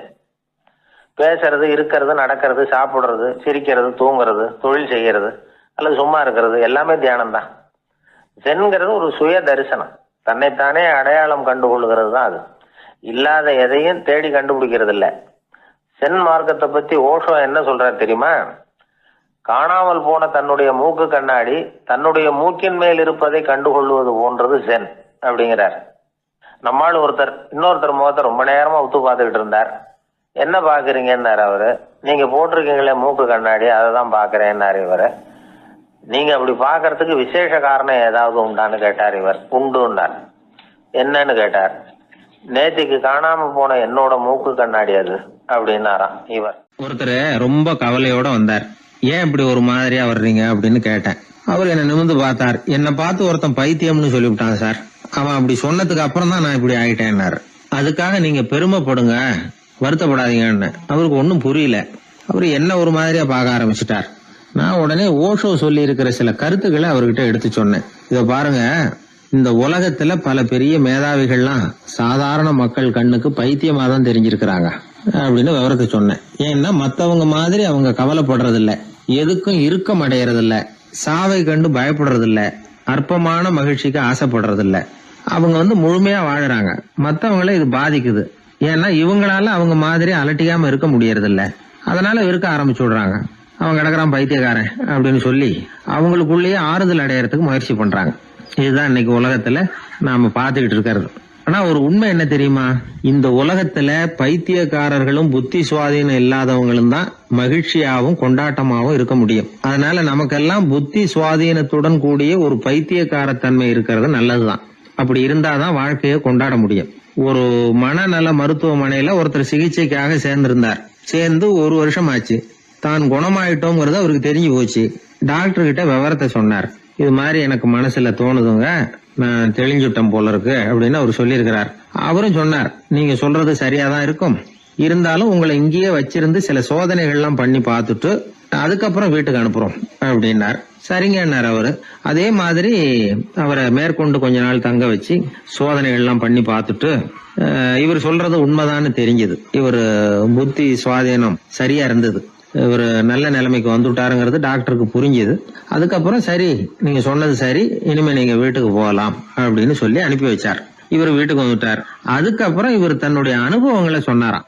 எப்படி இருந்தது மருத்துவமனை வாழ்க்கை அப்படின்னு கேட்டிருக்கிறாங்க நண்பர்கள்லாம். அப்போ இவர் சொன்னாராம், இத பாருங்க, நான் 1 வருஷம் பைத்தியங்களோட பைத்தியமா வாழ்ந்தேன். அதுல கொஞ்சம் கூட எனக்கு சிரமம் தெரியல. அந்த 1 வருஷமும் 1 வினாடியா போனது மாதிரி இருக்குது. ஆனா நான் புத்தி தெளிஞ்சதுக்கு அப்புறம் 1 வாரம் அவங்களோட இருந்தேன் பாருங்க, அந்த 1 வாரம் தான் எனக்கு 1 யுகமா தெரிஞ்சது. அவ்வளவு கஷ்டப்பட்டேன் அப்படின்னாராம். அதனால ஒரு கூட்டத்திலிருந்து வேறுபட்டு வாழறதுங்கிறது கொஞ்சம் சிரமம் தான். பைத்தியங்களுக்கு மத்தியில பைத்தியமா இருந்துடலாம், பைத்தியங்களுக்கு மத்தியில புத்தி சுவாதீனம் உள்ளவனா இருக்கிறதுக்கு ரொம்ப சாமர்த்தியம் தேவைப்படுது. அதனாலதான் இந்த உலகத்துல நாம வாழும் பொழுது மற்றவர்களை அனுசரிச்சு வாழணும். பைத்தியங்களுக்கு மத்தியில பைத்தியமா இருந்தாதான் சுகம் அப்படிங்கிறது தான் இவங்க சொல்ல வர்ற உண்மை. ஹிட்லர் ஒரு சமயம் ஒரு பைத்தியக்கார ஆஸ்பத்திரிக்கு போனாராம் பார்வையிடறதுக்காக. மன நோயாளிகளை எல்லாம் வரிசையா நிறுத்தி வச்சிருந்திருக்கிறாங்க. அவர் வந்த உடனே எல்லாரும் ஹிட்லர் வாழ்கன்னு கத்தணும் அப்படின்னு அங்க உள்ள டாக்டர் சொல்லி வச்சிருக்கிறார். ஏற்கனவே சொல்லி வச்சிருக்காரு, ஹிட்லர் வரப்போறார், வந்தது எல்லாரும் ஹிட்லர் வாழ்கன்னு நீங்க சொல்லணும், கத்தணும் சொல்லி வச்சிருக்காரு. சரின்ட்டு நிக்கிறாங்க. ஹிட்லர் வந்தார். சொல்லி வச்சது மாதிரி எல்லாரும் கத்துனாங்க, ஹிட்லர் வாழ்கன்னு. ஒருத்தர் மட்டும் கத்தாம அமைதியா நின்னுகிட்டு இருந்தார். ஹிட்லர் அவர்கிட்ட போய், ஏன் நீங்க மட்டும் ஹிட்லர் வாழ்கன்னு சொல்லாம நிக்கிறீங்கன்னார். அதுக்கு அவர் மெதுவா, நான் பைத்தியக்காரன் இல்ல, டாக்டர் அப்படின்னாராம். அதனால பைத்தியங்களோடு பைத்தியமா வாழறதுங்கிறது ஒரு சுகம். இந்த உலகத்துல ஏற்கனவே நான் சொன்னது மாதிரி பைத்தியக்காரர்களும் புத்தி சுவாதீனம் இல்லாதவங்களும் தான் மகிழ்ச்சியாகவும் கொண்டாட்டமாகவும் இருக்க முடியும். அதனால புத்தி சுவாதீனத்துடன் கூடிய ஒரு பைத்தியக்காரத்தன்மை நமக்கு தேவை. அந்த நுட்பத்தை புரிந்து கொண்டு நம்முடைய வாழ்க்கையை நாம கொண்டாடுவோம். ஒரு ராஜா இருந்தார். அவர் ஒரு பெரிய கோயில் கட்டினார். பல ஊர்கள்ல இருந்து சிற்பிகள்லாம் கொண்டுகிட்டு வந்தார். அழகழகா சிற்பங்களை செய்ய சொன்னார். ஊர்ல உள்ள ஜனங்களும் கோயில் கட்டுறதுக்கு அவங்களால முடிஞ்ச உதவியை செஞ்சாங்க. ராத்திரி பகலா வேலை நடக்குது. கோயில் கொஞ்சம் கொஞ்சமா வசந்துகிட்டே வந்துட்டுது. அந்த ஊர்ல ஒரு வயசான அம்மா இருந்தாங்க, ரொம்ப ஏழை. அவங்களுக்கு மனசுக்குள்ள ஒரு உறுத்தல், இந்த ஊர்ல எல்லாரும் இந்த கோவில் கட்டுறதுக்கு அவங்களால முடிஞ்ச உதவியை பண்ணிட்டு இருக்கிறாங்க, நம்மளால ஒன்றும் பண்ண முடியலையே அப்படின்னு நினைச்சு கவலைப்பட்டாங்க. அவங்களுக்கு மனசு கேட்கல, ஏதாவது செய்யணும் நம்மளால முடிஞ்சது. அப்படின்னு யோசனை பண்ணாங்க. நல்ல வெயில் நேரத்துல சிற்பிகள்லாம் ரொம்ப சிரமப்பட்டு சிலை வடிச்சுக்கிட்டு இருக்கிறாங்கல்ல, அவங்களுக்கு அந்த நேரம் தாகம் எடுக்குமே, அதனால சிரமப்பட்டு ஒரு குடத்துல தண்ணி எடுத்துக்கிட்டு அதை இடுப்புல வச்சுக்கிட்டு மெதுவா கொண்டுகிட்டு அங்க போறது அப்படின்னு முடிவு பண்ணிட்டு அந்த அம்மா போச்சு. அங்க போய் வேலை செய்யறவங்களுக்கு தாகம் எடுக்கிற போலாம் ஒரு கோவலையில தண்ணியை எடுத்து கொடுத்துக்கிட்டு இருக்கிறது. இப்படியே பண்ண ஆரம்பிச்சுட்டு அந்த அம்மா. ஏதோ அந்த அம்மாவால முடிஞ்ச ஒரு சின்ன உதவி அது. இப்படி கொஞ்சம் கொஞ்சமா வேலை நடந்தது. கோபுரம் வசந்தது, எல்லா வேலையும் முடிஞ்சது.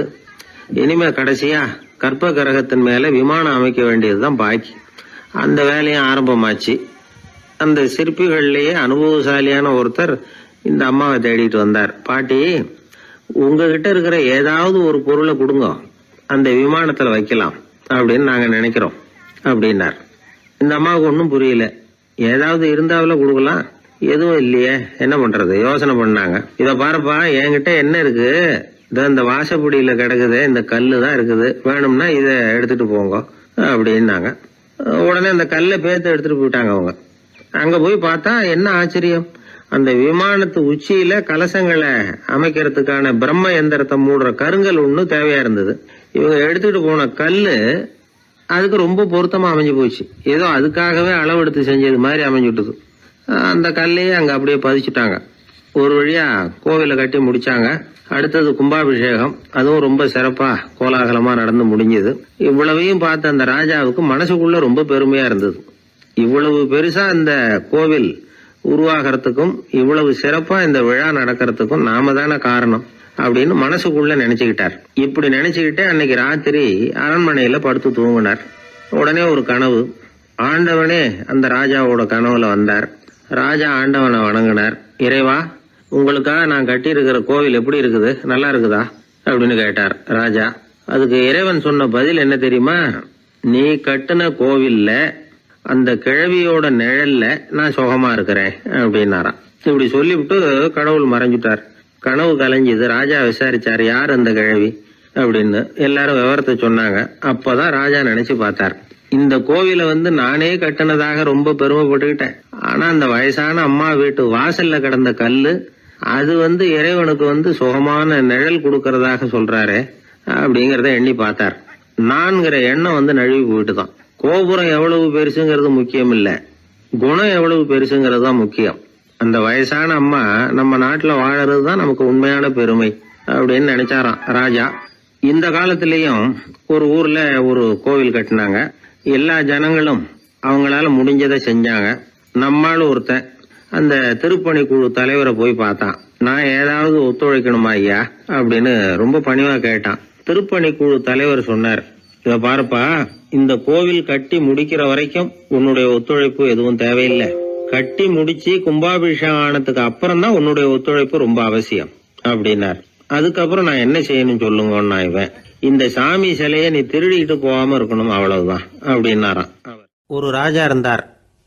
நாடு பூராவும் நிறைய மரங்களை நட்டு வளர்க்கணுங்கிறது அவரோட ஆசை. தானே அதுக்கு முன்மாதிரியா இருக்கணும்னு நினைச்சார். அரண்மனையை சுத்தி மரங்களை நட்டு வளர்த்தார். இதை பார்த்துட்டு ஜனங்களும் அவங்கவுங்க வீட்டை சுத்தி மரக்கன்றுகளை நட்டு வளர்த்தாங்க.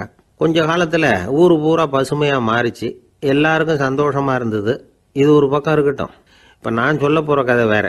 அதாவது அந்த ராஜா ஒரு நாள் தன்னுடைய அரண்மனைய சுத்தி இருக்கிற விதவிதமான மரங்களை எல்லாம் போய் பார்த்தார். எப்படி இருக்கிறீங்க அப்படின்னு ஒவ்வொரு மரத்துக்கிட்டையும் விசாரிச்சாராம். எந்த மரமும் சந்தோஷமா இருக்கிறதா தெரியல. அது அதுக்கும் மனசுல ஒரு குறை.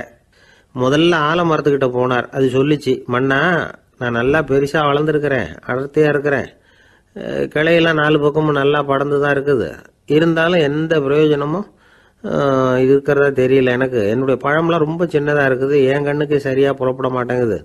நான் இருக்கிற சைஸுக்கு என்னுடைய கிளையில இருக்கிற பழம்லாம் எவ்வளவு பெருசா இருக்கணும், அது இத்தினூண்டு இருக்கிறது எனக்கு பெரிய அவமானமா இருக்கு. இப்படி இங்க நின்றுகிட்டு இருக்கிறதே ரொம்ப கூச்சமா இருக்கு. ஒரு நல்ல புயல் வந்ததுன்னா பேசாம சாஞ்சு விடலாமான்னு பாக்குறேன் அப்படின்னு புலம்புது ஆலமரம். சரி இருக்கட்டும்னு நினைச்சுக்கிட்டு ராஜா அடுத்தபடியா ஒரு அத்தி மரத்துக்கிட்ட போனார். அதுவும் புலம்ப ஆரம்பிச்சுட்டுது. நான் கூட பெரிய மரம் தான், இல்ல இலையெல்லாம் அழகா தான் இருக்குது, பழம் அழகா இருக்குது, இருந்தாலும் உள்ள விஷயம் இல்லையே, அத்தி பழத்தை புட்டு பார்த்தா அத்தனையும் சொத்த அப்படின்னு பழமொழியே உண்டாயிட்டுதே. இப்படி ஒரு கெட்ட பேரோட நான் இருக்கணுமா அப்படின்னு புலம்புது அது. சரி இது இருக்கட்டும் அப்படின்னு சொல்லி அடுத்தபடியாக வேப்ப மரத்துக்கிட்ட போனார். அது தன்னுடைய வேதனையை வெளியிட்டது. எனக்கு எவ்வளவோ மருத்துவ குணங்கள்லாம் இருக்கிறதா சொல்லிக்கிறாங்க, இருந்தாலும் என்ன பிரயோஜனம், என்னுடைய பழத்தை மனிதர்கள் யாரும் விரும்பி சாப்பிட்றது இல்லையே அப்படின்னுது.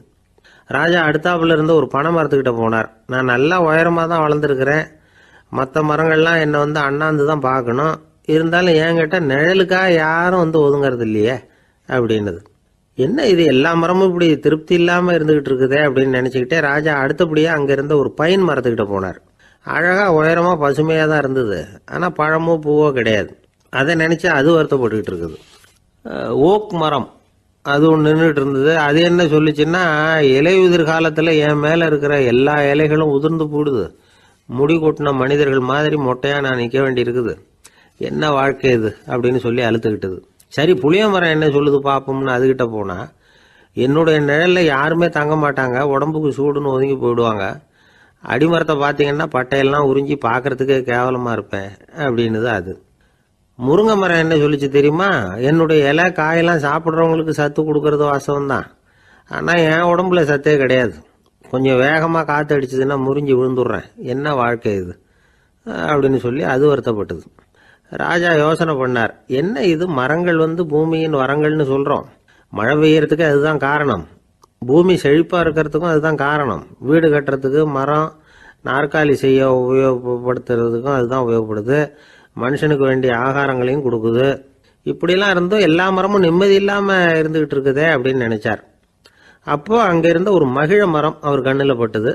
அந்த மரம் மட்டும் கொஞ்சம் நிம்மதியாக மகிழ்ச்சியாக இருக்கிறது மாதிரி தெரிஞ்சுது. உடனே ராஜா அதுகிட்ட போனார்.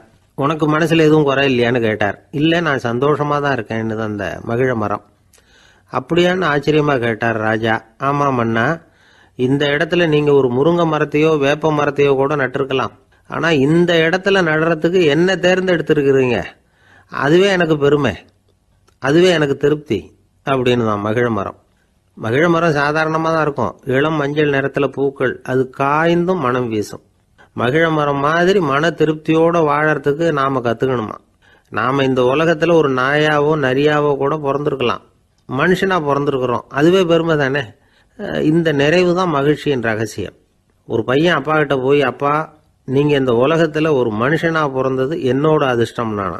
ஏண்டா அப்படி சொல்கிறேன்னு இருக்கார் அப்பா. நீங்கள் ஒரு கரடியாக பிறந்திருந்தா இந்நேரம் நானும் ஒரு கரடி குட்டியாக தானே இருந்திருப்பேன் அப்படின்னு நானா பையன். ஒருத்தர் ரொம்ப கவலையோடு உட்காந்துருந்தார். எதை பற்றி சார் கவலைப்படுறீங்கன்னு கேட்டோம். எதிர்காலத்தை பற்றி கவலைப்படுறேன்னார். ஏன்னு கேட்டோம். என்ன பண்ணுறதுன்னே தெரியல சார், எதிர்காலம் ஒரே இருட்டாக இருக்குது, பாதையே புரியலன்னார். இன்றைக்கி நம்ம இளைஞர்கள் பல பேருக்கு எதிர்காலம் இருட்டாக தான் தெரியுது. அவங்கெல்லாம் இந்த கதையை கொஞ்சம் கேட்கணும். ஒரு மலை அடிவாரத்தில் ஒரு சின்ன கிராமம். அந்த மலை ரொம்ப உயரமானது, அடர்த்தியாக செடி கொடிகள் மரங்கள் அதில் மண்டி கிடக்குது. பகல் வேளையில் இருட்டாக தான் இருக்கும், அவ்வளோ அடர்த்தி.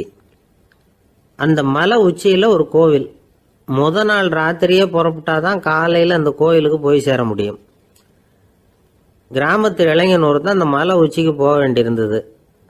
கையில் ஒரு விளக்கை எடுத்துக்கிட்டு நாள் ராத்திரியே புறப்பட்டான். புறப்பட்டு போனவன் கிராமத்து எல்லையிலேயே நின்றுட்டான். ஏன் தெரியுமா?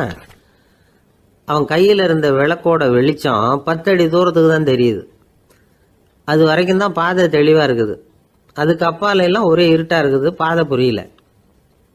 இவன் யோசனை பண்ணி பார்த்தான். மனசுக்குள்ள ஒரு சந்தேகம், 10 அடி தூரம் தானே வெளிச்சம் தெரியுது, அப்படின்னா நாம் 10 அடி தூரம் தானே போக முடியும், அதுக்கு அந்தாண்ட ஒரே இருட்டாக இருக்குது, அதில் எப்படி நாம் நடந்து போகிறது, நாம் ரொம்ப தூரம் நடந்து போய் ஆகணுமே, அப்படிப்பட்ட நினப்பெல்லாம் அவனுக்கு வந்துட்டுது. இதுதான் அவன் மனசில் ஏற்பட்ட தயக்கம். இப்படி யோசிச்சுக்கிட்டே அந்த இளம் ஆசாமி புறப்பட்ட இடத்துலயே நின்றுக்கிட்டு இருக்கிறான். அந்த சமயத்தில் ஒரு வயசான பெரியவர் அந்த பக்கமாக வந்தார். அவர் கையில் இதை விட சின்னதாக ஒரு விளக்கு வச்சிருந்தார். அது எப்படின்னா, அது ஒரு 5 அடி தூரத்துக்கு தான் வெளிச்சம் காட்டுது, அவ்வளவு சின்ன விளக்கு. அவரும் மலை உச்சிக்கு போகிறதுக்காக தான் வந்துக்கிட்டு இருக்கிறார். அவரை பார்த்து இவன் கேட்டான், என்ன பெரியவரே, இவ்வளவு சின்ன விளக்க வச்சுக்கிட்டு அவ்வளவு தூரத்துக்கு எப்படி மலையேற போறீங்க அப்படின்னு கேட்டான். நீ ஏன் இப்படி தயங்கிட்டே நிற்கிறேன்னு கேட்டார் பெரியவர். என்கிட்ட இருக்கிற விளக்கு 10 அடி தூரத்துக்கு தான் பாதையை காட்டுதுன்னா. இப்போ பெரியவர் சொன்னார், தம்பி, உன் கையில் இருக்கிற விளக்கு கொடுக்குற வெளிச்சத்தை வச்சு நீ முதல்ல 10 அடி தூரம் முன்னாடி போ. 10வது அடியில் போய் நின்றுக்கிட்டு பாரு. மறுபடியும் ஒரு 10 அடி தூரத்துக்கு பாதை தெரியும். இப்படி உன் கையில் இருக்கிற விளக்கு தொடர்ந்து வெளிச்சம் காட்டிக்கிட்டே இருக்கும். நீ முன்னேற முன்னேற அந்த வெளிச்சமும் முன்னேறும். அதனால் எத்தனை கிலோமீட்டர் தூரம் வேணும்னாலும் நீ இந்த 10 அடி தூரம் வெளிச்சத்தை வச்சுக்கிட்டே நீ போயிடலாம், புறப்படு அப்படின்னார். இப்போதான் அந்த பெரியவர் சொன்னது இளைஞனுக்கு பளிச்சுன்னு புரிஞ்சுதான். உடனே உற்சாகமாக புறப்பட்டான், உச்சிக்கு போய் சேர்ந்தான். இந்த கதையிலேருந்து நாம் புரிஞ்சிக்க வேண்டியது என்ன தெரியுமா? நீண்ட கால திட்டம் ஒன்று போடும் பொழுது நமக்கு முன்னாடி இருக்கிறத மறந்துட்டு மனசை போட்டு குழப்பிக்க கூடாது. உங்கள் கையில் என்ன இருக்கோ அதுலேயே உங்கள் எதிர்காலம் மறைஞ்சிருக்குது. கண் முன்னாடி தெரியறத வச்சு ஆரம்பிங்க, போக போக வழி தானா புலப்படும் அப்படிங்கிறார் ஒரு பெரியவர். பெரிய பயணங்களையெல்லாம் இப்படி தான் நடத்த வேண்டியிருக்கும். ஒவ்வொரு அடியாக எடுத்து வச்சா ஓடி போய் சேர்ந்து விடலாம். மலைச்சு போய் நின்றுட்டா நின்றுக்கிட்டே இருக்க வேண்டியது தான். நம்ம ஆள்லாம் ரொம்ப மோசமாக இருக்கிறாங்க. ஒருத்தன் அப்படி தான் நீண்ட தூர பிரயாணம் ஒன்று புறப்பட்டான். ரயில் போய்கிட்டே இருந்தது. கொஞ்சம் தூரம் போச்சு, பாதி வழியில் கையில் வச்சுருந்த டிக்கெட்டை காற்றுல விட்டுட்டான். ஐயோ என் டிக்கெட்டு போயிட்டுதே அப்படின்னு கத்த ஆரம்பிச்சுட்டான். பக்கத்தில் இருந்த பெரியவர் அவனை பார்த்து பரிதாபப்பட்டு, கவலைப்படாத தம்பி, போனால் போகுது, வேற டிக்கெட் வாங்கிக்கலாம் அப்படின்னு ஆறுதல் சொன்னார்.